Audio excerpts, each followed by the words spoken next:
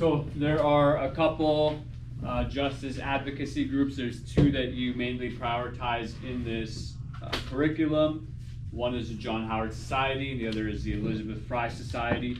The John Howard Society works with men, women, boys, and girls who get into trouble, and the Elizabeth Fry Society is specific for women and girls. Okay. What's that?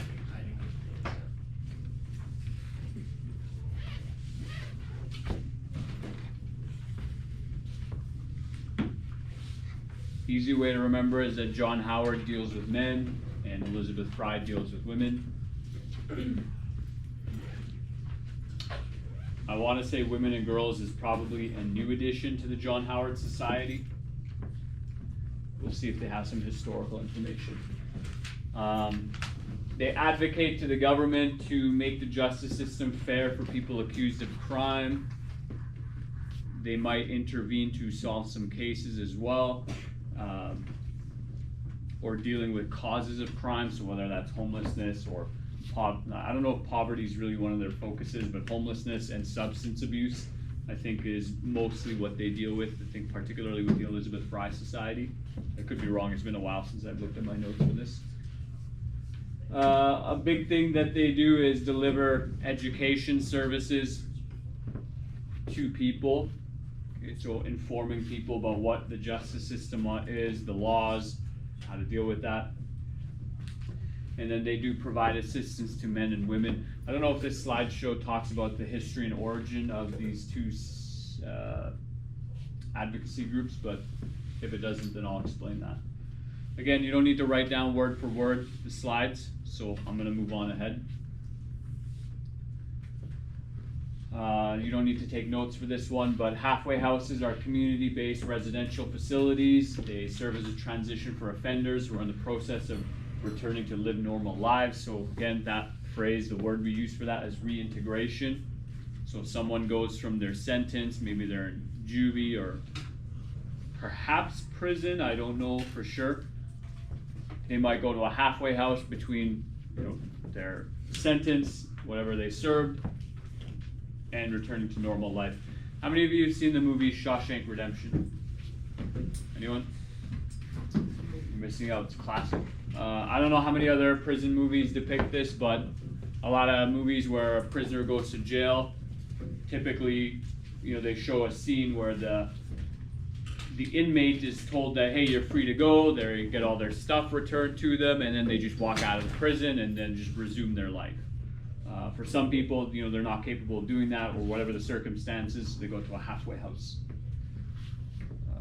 They might be under probation as well, and it seems like they can only accommodate 114 people, so maybe not that much.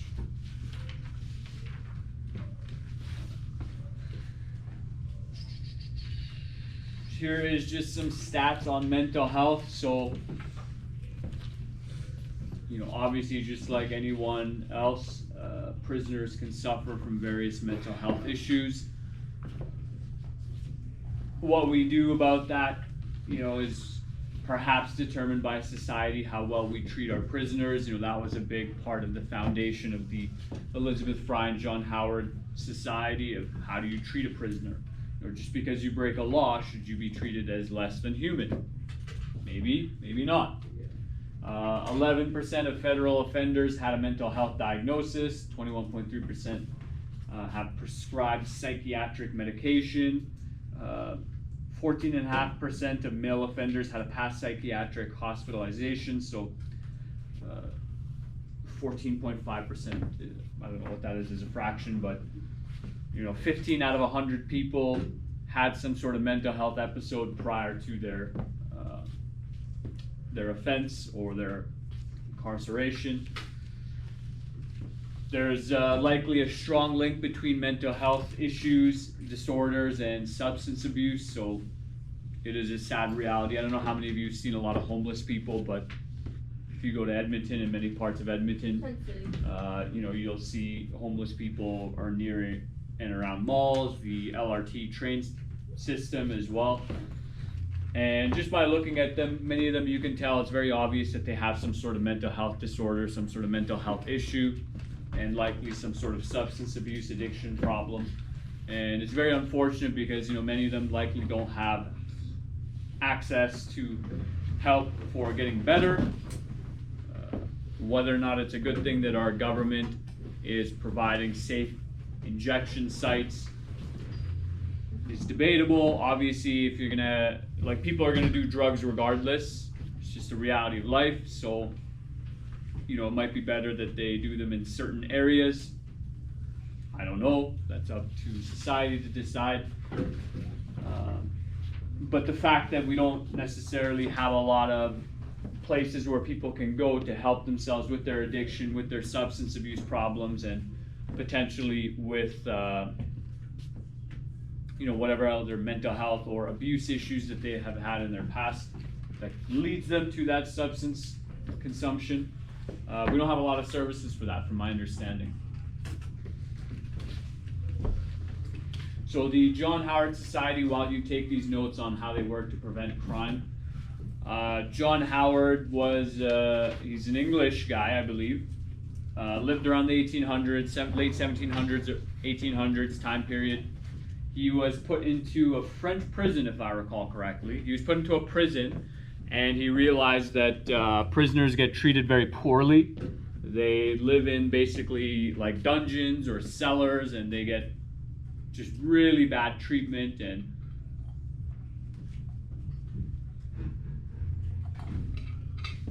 after his experience in a prison, he set out to try and improve the prison system to actually provide basic care for prisoners inside prisons, and giving them, you know, basic human decency in how they were treated. And so over the last 200 years, the John Howard Society has, you know, grown from just providing quality care or treatment within prisons to, you know, advocacy and trying to prevent crime as well, and helping people to rehabilitate to some extent. If you want to use the washroom, feel free.